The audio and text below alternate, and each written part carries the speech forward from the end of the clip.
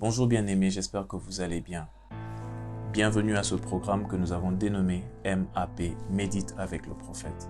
Je suis le prophète Serge Ézéchiel Mpoutou, fondateur et visionnaire de la mission évangélique Esprit et Vie. Dans ce thème qui nous est donné, que vous avez lu sur la vidéo, Tu as raison de douter, je vais être très biblique parce que je ne viens pas comme quelqu'un qui a des choses à vous apprendre, mais j'aimerais qu'on puisse aboutir au même raisonnement. La Bible est difficile à suivre quand elle nous donne des ordres. Elle est facile à porter dans le cœur quand nous comprenons pourquoi elle dit ce qu'elle dit. Alors sans plus tarder, nous allons lire dans Job 13, 18. Il dit « Me voici prêt à plaider ma cause, je sais que j'ai raison. » Quand Job le dit, il traverse des moments très difficiles. Et je sais que le doute naît de périodes difficiles. Nous ne pouvons pas douter par plaisir, nous doutons parce qu'à un certain moment, nous voulons voir certaines choses, nous voulons sentir certaines choses, mais elles ne se présentent pas comme on l'espère. Et après, on commence à désespérer. Alors, Job avait tout perdu, vous connaissez cette histoire. Il avait tout perdu, femme, enfant, bétail, serviteur, la santé même. Ce n'était pas qu'un combat extérieur, c'était même sur sa personne. Mais il dit quelque chose de très fort, il dit « Je suis prêt à plaider ma cause, je sais que j'ai raison ». Il se rend compte qu'il n'y avait aucun point de contact qui justifiait ce qui était en train de lui arriver. Et j'espère, et je pense, j'imagine que c'est le cas de quelqu'un qui est en train de me suivre en ce moment. Parce que si vous avez cliqué sur cette vidéo, quelque part vous aimerez trouver l'équilibre ou la conscience tranquille.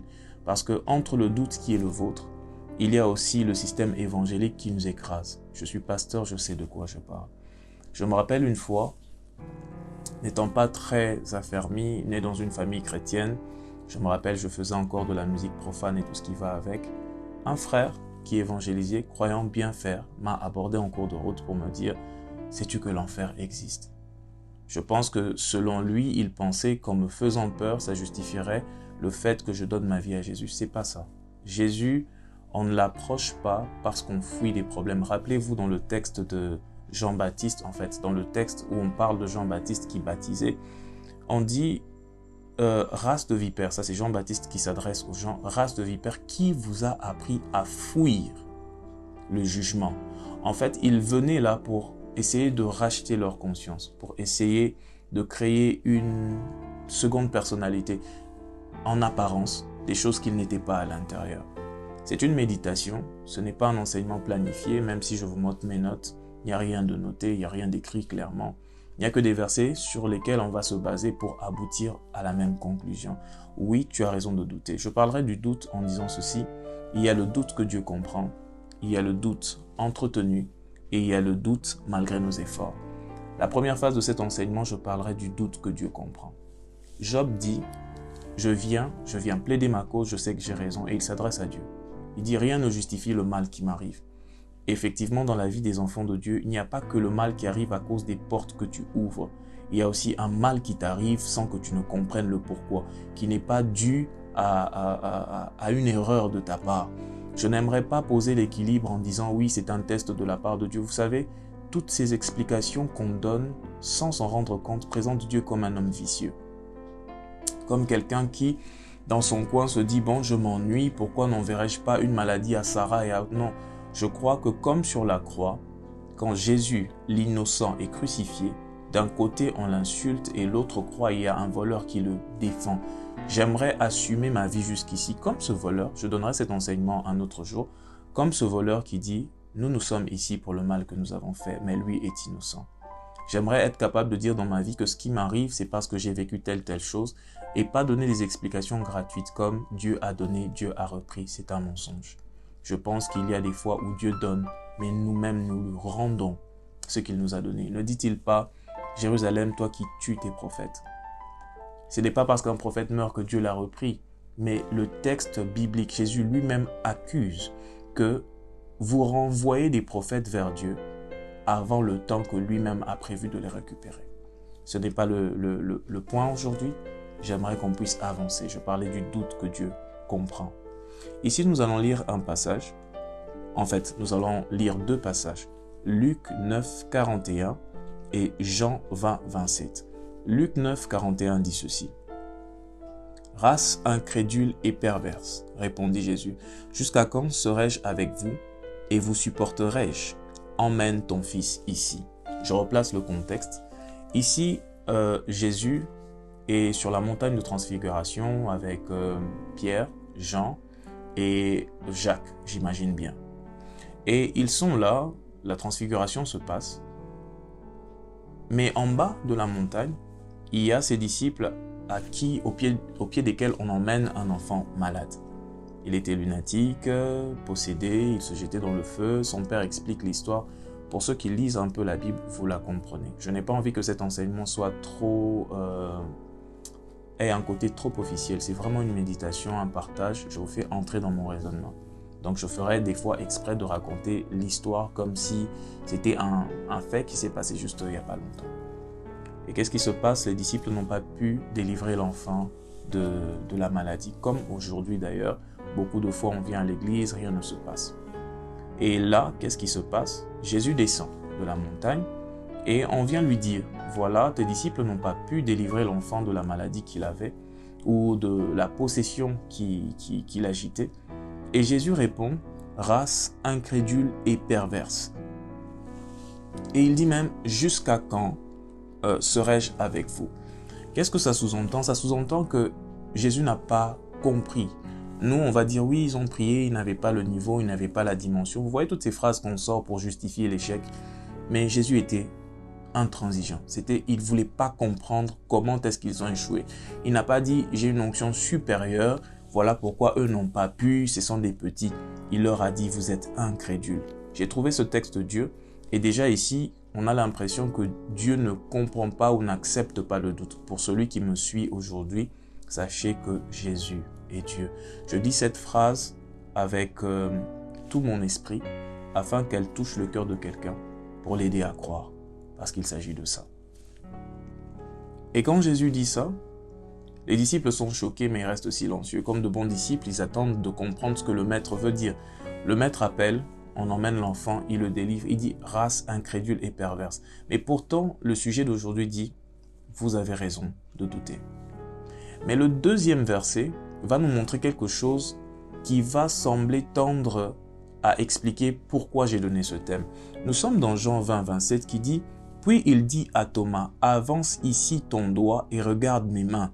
Avance aussi ta main et mets-la dans mon côté et ne sois pas incrédule, mais crois. » Qu'est-ce que je veux dire ici? On trouve des gens qui n'arrivent pas à chasser un démon, le maître Jésus les traite d'incrédules. Et de l'autre côté, des gens qui doutent de la résurrection de leur maître, mais le maître ne se fâche pas contre eux. Jésus ne se fâche pas contre eux et il vient, il dit, avance ta main et touche. Ne sois pas incrédule, mais crois. Je souris, pourquoi? Parce que ce verset m'a aidé. Il m'a beaucoup aidé, surtout ces deux en parallèle. Quand on commence avec Dieu, des fois les gens qui nous aident à marcher nous font marcher à leur rythme et c'est essoufflant. Vous ne pouvez pas faire marcher un petit enfant au rythme d'un adulte. Qu'est-ce qu'on fait? On le transporte. Et ici, je me rends compte que Dieu comprend certains doutes que nous avons. Comment? Parce que il sait que ce qu'il te demande de croire n'existe pas jusqu'à aujourd'hui dans ton entourage.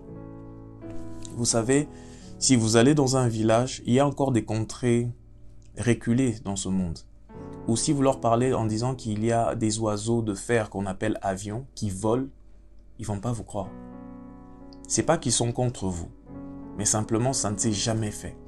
Pourquoi Jésus blâme les disciples? Parce que avant de leur donner la puissance de faire des miracles, il en a fait lui-même.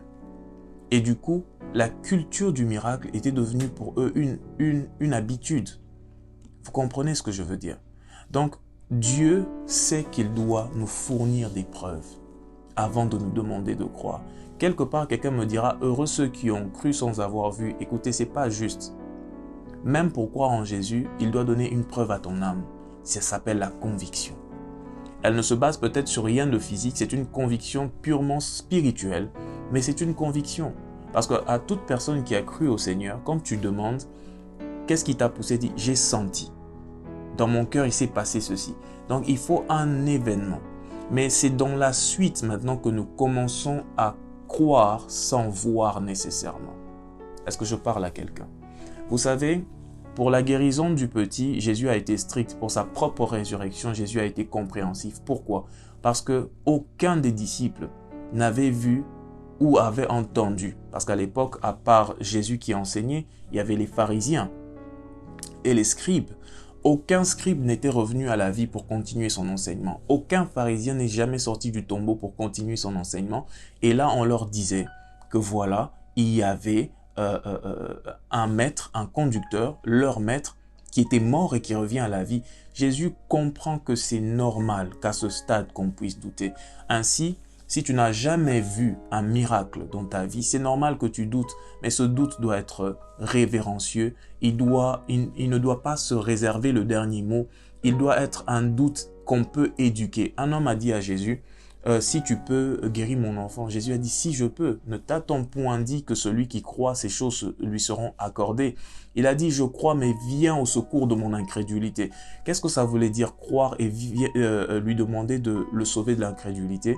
C'est que je suis disposé, mais viens maintenant me donner une preuve pour me délivrer de cette zone. Ce que tu me dis, je ne l'ai jamais vu. Ce qui me conduit à toi, ce n'est pas la foi, mais le désespoir. Est-ce que quelqu'un comprend? Il y a des fois où nous venons à Dieu parce que nous sommes désespérés, pas parce que nous croyons. Il dit, venez avec vos soucis. Celui qui vient déposer des soucis n'est pas celui qui croit, c'est celui qui n'a plus le choix. Et je viens parce que je n'ai plus le choix et je me laisse éduquer. Le doute que Dieu comprend est souvent le doute qui est le résultat d'un lieu, d'une vie, d'un entourage dans lequel Dieu ne s'est jamais prononcé. Et là, pour s'en sortir, la seule chose à faire, c'est d'abord de célébrer ce que tu entends d'extraordinaire chez les autres. N'oubliez pas que quand on parle de Jésus, c'est pas Dieu en nous. Jésus, c'est Dieu parmi nous. C'est-à-dire que pour vaincre cette forme de doute, parce que oui, tu as raison, mais ce n'est pas bon dans une relation de chercher à avoir raison. Après avoir eu raison, il faut harmoniser les choses. Oh, je parle à quelqu'un. Vous savez, avoir raison, ça laisse seul. Surtout quand la raison se transforme en orgueil. Surtout quand la raison se transforme en besoin effréné d'avoir le dernier mot. Vous ne pouvez pas avoir le dernier mot. Vous pouvez justifier votre cause, vous pouvez plutôt justifier votre cause, mais ne pas chercher à avoir le dernier mot à tout prix. Je parlerai ici du doute que Dieu comprend. Il comprend que ce qu'il t'annonce sont des choses que tu n'as jamais vues. Voilà pourquoi il vient et il dit à Thomas, approche ta main, mets-la dans mon côté. J'aimerais dire à quelqu'un, à ce stade, fais avec moi cette prière. Seigneur Jésus, je crois en ce que tu dis dans ta parole. Je crois parce que j'espère. Mais si tu me trouves en train de douter, ce n'est pas que je m'oppose à toi. Ce n'est pas que je refuse ce que tu dis, mais je ne l'ai jamais vu. Dans ma famille, personne n'a eu des révélations qui venaient de toi. Personne n'a guéri les malades. Dans mon entourage, personne de mon âge ne te cherche comme tu as prétendu que moi je te chercherais. Dans ma vie ou dans mon travail, personne ne te connaît comme aujourd'hui je tends à te connaître. Comprends que l'environnement, l'entourage m'empêche de croire. Mais je sais une chose, que ce doute n'est pas fatal, qu'il peut se vaincre si je me laisse enseigner, si j'accepte le témoignage des autres, je verrai clair. Merci Saint-Esprit pour la grâce que tu me fais de comprendre ces choses. Amen. Une prière très simple, mais ô combien puissante. Je répète, vous avez raison. Job a dit, je plaiderai ma cause, je sais que j'ai raison. Vous avez raison, parce que ça ne s'est jamais fait. Vous avez raison, parce que vous ne l'avez jamais vu. Vous avez raison, parce que personne n'en a jamais parlé autour de vous. Comment est-ce que vous allez croire que ça peut vous arriver quand des milliers de personnes avant vous sont mortes sans l'avoir vu? Des milliers de personnes que vous estimiez sont parties de cette terre sans avoir bénéficié à ce que je viens vous dire. Mais c'est justement pour ça qu'on appelle ça la bonne nouvelle. Pourquoi on l'appelle la bonne nouvelle et pas la bonne réalité? Parce que c'est quelque chose qui se passe ailleurs, auquel vous pouvez avoir part. La bonne nouvelle est toujours chez nous en lingala on dit eza sango. C'est une nouvelle qui vient de quelque part. Acceptez humblement que quelque chose a commencé ailleurs mais que l'occasion peut vous être donnée d'y participer. C'est quand vous l'acceptez que ça devient maintenant la bonne réalité, car la bonne nouvelle doit laisser place à la bonne réalité. Un dernier point avant de parler du doute entretenu. Le doute, lui, il se justifie par ce que nos sens ne comprennent pas. J'aimerais te dire que Dieu n'est pas contre tes sens. Dieu veut s'adresser à ton toucher. Dieu veut s'adresser à ton odorat, à ton goût. Dieu veut s'adresser à ton ouïe. Dieu veut s'adresser à ta vue. En fait, Dieu n'est pas contre tes sens parce que c'est lui qui te les a donnés. C'est lui qui t'a créé. Donc, les preuves qu'il va te donner s'adresseront à tes sens. Vous voyez, à Thomas, il a dit « touche ». C'est pour ça que nous devons prier en disant « Seigneur, je ne veux pas croire que du cœur. Je veux vivre une vie avec toi dans laquelle mes sens sont impliqués. » Quand vos sens sont impliqués dans une relation, la conviction naît forcément. Je reviens plus tard pour vous expliquer la suite. Merci.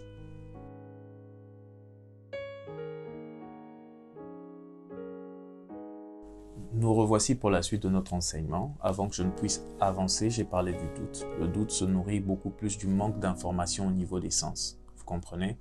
J'ai parlé du doute que Dieu comprend. C'est vrai, vous avez raison de douter, comme dit l'enseignement. Mais, je préfère dire ça maintenant, c'est que Dieu a ces trois niveaux, parce qu'il y a le doute que Dieu comprend, il y a le doute que vous entretenez, et il y a le doute malgré vos efforts. Je parlerai de ces trois formes de doute. Dieu peut les vaincre. Dieu, en fait, c'est pas Dieu qui doit vaincre votre doute, c'est vous-même qui devez fournir l'effort de le vaincre. Parce que, rappelez-vous, c'est votre doute, c'est à vous de décider ce que vous en faites. Premièrement, vous pouvez décider de le garder, ou vous pouvez décider de vous en séparer. Mais de toutes les façons, la Bible reconnaît que vous avez raison dans le cas où ce que Dieu prétend vous dire est plus grand que ce que vous avez vécu jusqu'ici. Des fois, Dieu vous dira des choses qui ne peuvent pas être prouvées par votre entourage. Des fois, Dieu vous dira des choses qui ne peuvent pas être prouvées par même les pasteurs que vous suivez. C'est quand Dieu vous appelle dans un domaine d'exception, je pense qu'il faut faire un face-à-face avec lui-même. Mais ce qui vous gardera longtemps sur le chemin de Dieu, c'est d'éviter de faire ce face-à-face avec orgueil. En croyant que vous avez toute la science, toute la connaissance, ça c'est le premier pas vers la chute. Donc là, j'ai récapitulé le doute que Dieu comprend. Maintenant, je veux parler du doute entretenu. Il sera moins biblique, mais beaucoup plus réaliste. Qu'est-ce qui se passe? J'ai raison de douter, ces choses ne se sont jamais faites. D'accord. Et à un moment, je me trouve à l'aise dans ma position de doute. Mais qu'est-ce qui se passe ensuite? Je commence vraiment à être abordé par des personnes qui sentent l'urgence de m'apporter le salut. Oui, parce qu'il y a des personnes qui discernent le danger autour de nous mieux que nous-mêmes. Ces personnes, on les appelle des personnes qui nous aiment. Alors, ces personnes viennent et nous parlent du Seigneur, viennent et nous parlent de ce que Dieu a. Et déjà, à ce niveau, le doute ne se justifie plus. À ce niveau, le doute, qui était en fait un élément justifiable, parce qu'on n'avait rien vécu autour de nous, devient plutôt quelque chose que nous entretenons, parce que maintenant, nous commençons à entendre autour de nous des personnes qui témoignent que « Ah, ce Jésus-là, ça marche. Je vis avec lui. » Je ne parle pas des gens qui viennent nous dire « Je suis parti, j'ai prié, j'ai eu de l'argent. » Dieu bénit aussi. Mais je parle de ceux qui viennent nous parler de la personne de Dieu. Des gens qui viennent nous parler de la personne de Jésus en disant « J'ai senti dans mon cœur Jésus me parler. J'ai senti dans mon cœur que je ne devais plus faire telle chose. Dieu m'a convaincu d'avancer. Dieu m'a convaincu de faire ceci. » Et quand vous commencez déjà à entendre près de vous ce genre de choses et que vous endurcissez le cœur, là maintenant, ce n'est plus un doute qu'on comprend, c'est plutôt une guerre inconsciente contre Dieu. Je vais m'expliquer. Le doute, Dieu le comprend, mais ce n'est pas à votre avantage. Parce que plus on vous comprend, cela se transforme en une zone de confort. Et toute zone de confort, consciemment ou inconsciemment, est entretenue. Et qu'est-ce que vous faites pour entretenir un lieu? Vous le videz de la saleté et vous l'ornez des choses précieuses. Alors, vous allez vider votre vie de toute chose qui peut vous pousser à croire. Et vous allez combler votre vie avec tout ce qui peut vous garder loin de la foi.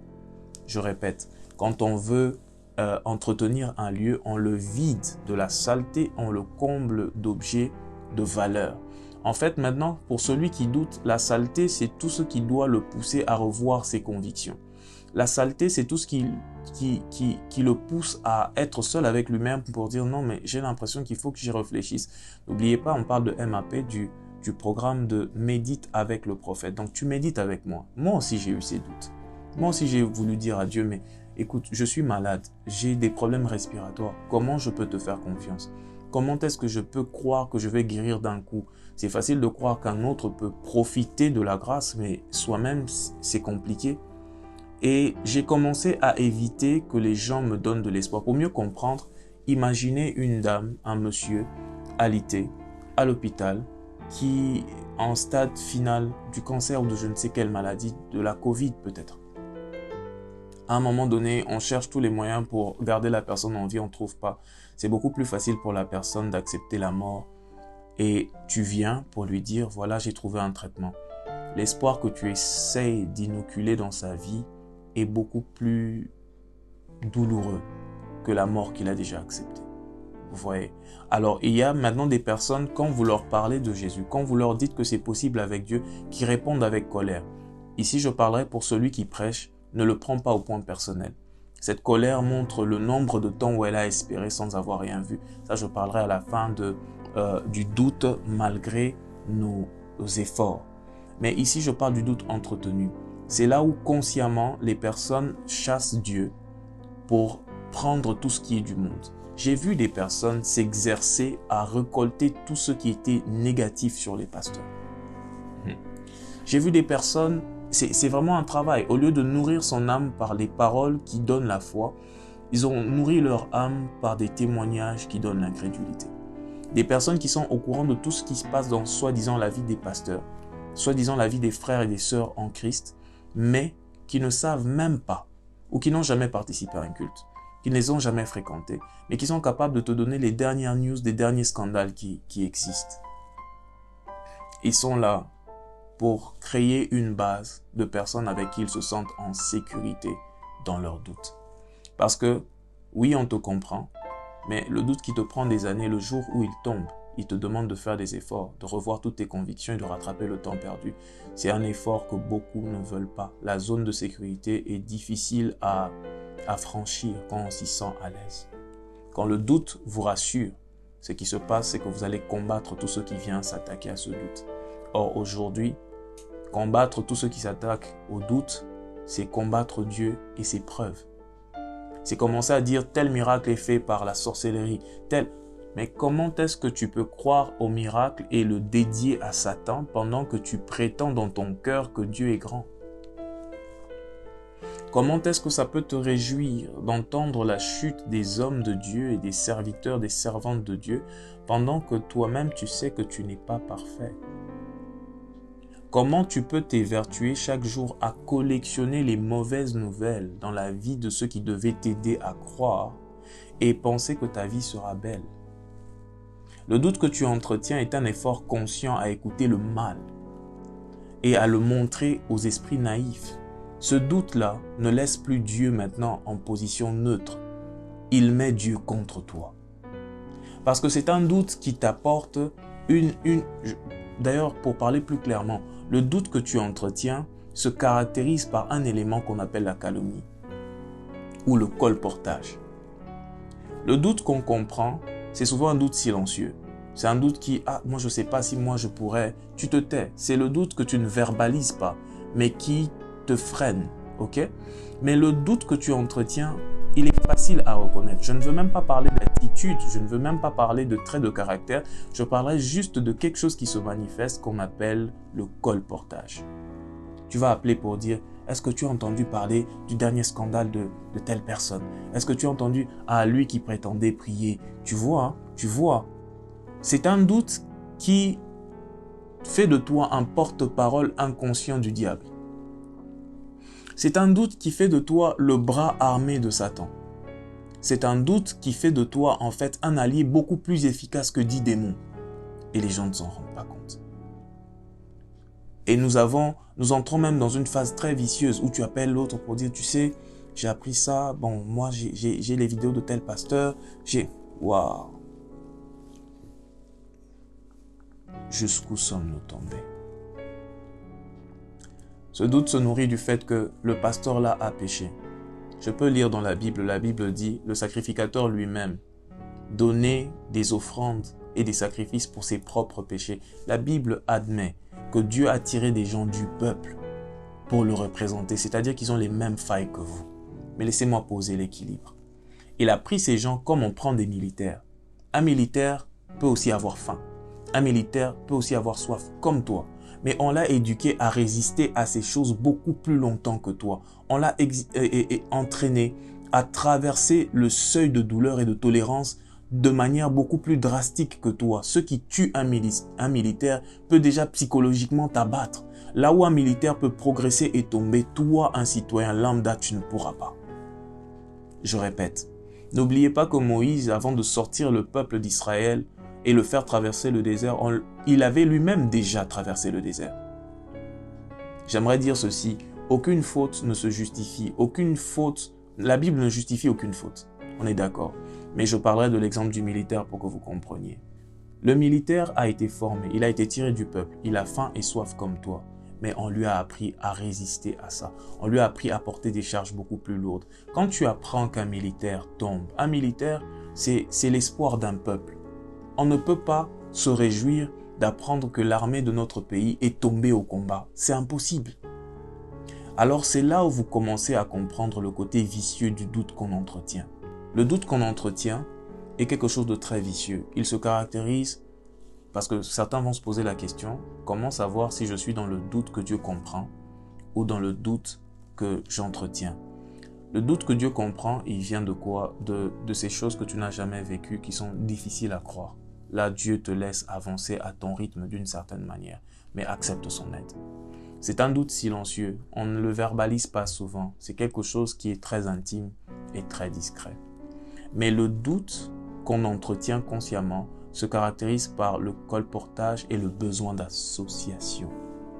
C'est à un moment donné où maintenant on commence à récolter des infos négatives sur ceux qui nous prétendent le bonheur. C'est comme dire, voilà, tu vois, le professeur a fait telle erreur, c'est pour ça que je ne suis plus ce cours. Waouh, le professeur est un humain comme toi, qui fait des erreurs. Ah, le pasteur, l'autre fois il s'est fâché, alors il ne devrait pas le faire. C'est étonnant de voir comment les gens qui doutent savent à 100% ce que les conducteurs doivent faire et ne pas faire.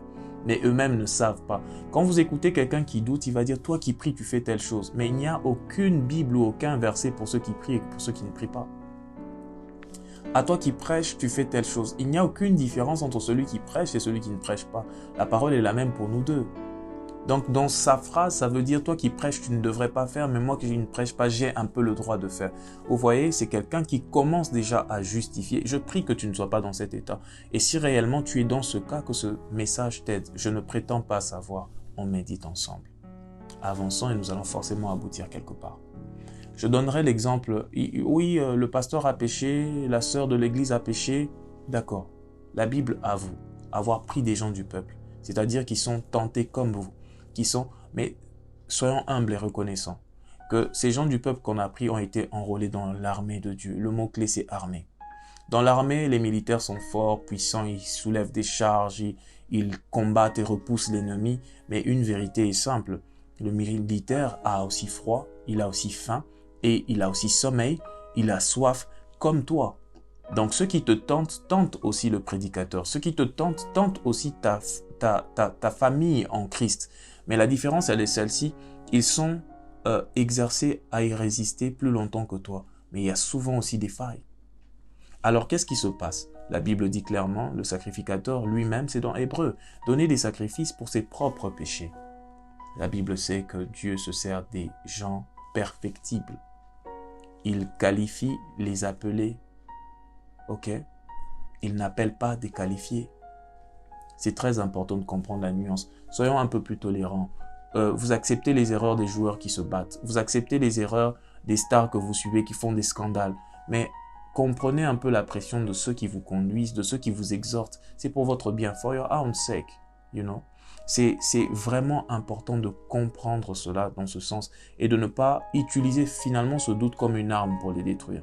Parce que quand on se sent en danger, on commence à utiliser tout ce qu'on a et la langue, elle est perverse si on ne sait pas la dominer. Le doute qu'on entretient se sert beaucoup de la langue et du faux témoignage. Ensuite, du colportage. Parce que quand je parle Quand je raconte le mal que j'ai appris sur quelqu'un, je tue en fait sa renommée et son témoignage. Tout ce qu'une personne a dans la vie, c'est son témoignage. C'est très important ce que je suis en train de dire. Le doute que tu entretiens se manifeste par ce que tu dis sur les gens qui normalement devaient t'inspirer. C'est ton droit de ne pas croire parce que tu n'as jamais vu ça et que quelqu'un te raconte que c'est possible. Mais ce n'est pas bon de commencer à dire maintenant du mal pour discréditer la personne afin que son enseignement ne soit pas entendu. J'ai rencontré des personnes devant qui j'ai mis certaines vérités qu'ils ne voulaient pas voir. On dit, mais telle personne est dans telle pratique qui ne sont pas bonnes, regarde ça, ça, ça. La personne a fait fi de, oh non, moi je ne veux pas, je ne veux pas entrer dans la vie des autres. C'est très hypocrite. Ce genre de personne qui entretient le doute face à la vérité est très hypocrite, très lâche et très désengagée. Mais quand tu n'es pas là, la même personne qui dit je ne veux pas entrer dans la vie des autres va commencer à parler de la vie des autres à d'autres personnes. Je ne juge personne, c'est des choses qui nous sont sûrement arrivées, mais pour ça, nous devons faire une prière. Nous devons nous désengager de cette façon de vivre parce que Dieu sera contre nous. Parce qu'à ce niveau, nous sommes en train de combattre Dieu. Il dit, soit tu es avec moi, tu rassembles, soit tu es avec le diable qui disperse. Il n'y a pas de juste milieu. C'est très important de comprendre cette vérité. C'est très important de nous détacher de cette forme de doute qui est très vicieuse, qui nous rapproche beaucoup plus du diable que de Dieu. Ce doute que nous entretenons fait de nous le bras armé de Satan. Le doute qu'on entretient, j'aimerais vous dire, il n'y a aucun esprit qui a mis Jésus à la croix. Ce sont des hommes et des femmes qui ont décidé d'accomplir le plan de Satan inconsciemment. Je ne parle pas de manière religieuse. Je sais que le chrétien a toujours tendance à dire oui, Dieu avait décidé. Mais pour accomplir la volonté de Dieu, il fallait des hommes méchamment disposés. Je donnerai un enseignement sur la chaîne qui parle de la prophétie et des ouvriers de la prophétie. De la même manière qu'il y a la bénédiction et les ouvriers de la bénédiction, il y a aussi la malédiction et les ouvriers de la malédiction. La Bible dit, maudit soit celui qui est pendu au bois. Il y avait une malédiction liée à ça. Et il y avait des gens qui devaient conduire à ça. Quand on dit un esprit de mort te guette, il faut aussi qu'il y ait des ouvriers de la mort autour de toi. Voilà pourquoi une clé que je donne comme ça, c'était pas dans l'enseignement. Quand tu veux être béni, tu dois t'assurer qu'autour de toi, tu as des gens par qui Dieu peut passer. On appelle ces personnes des ouvriers de la bénédiction. Et quand tu es maudit ou quand tu es sous une forme de malédiction ou dans un lieu où une malédiction pèse, tu verras que ton entourage est très disposé à faire ce que le script de la malédiction déclare. J'en parlerai dans un autre enseignement. Sortons du doute que nous sommes en train consciemment d'entretenir. Le doute qu'on entretient, c'est protéger l'ignorance. Dans un monde où l'information est sur le net, dans les livres et même dans la tête des personnes qui sont autour de nous, ne point poser la question, ne pas regarder l'évidence, c'est une œuvre consciente à notre destruction. Je reviens prochainement pour vous parler du doute malgré nos efforts.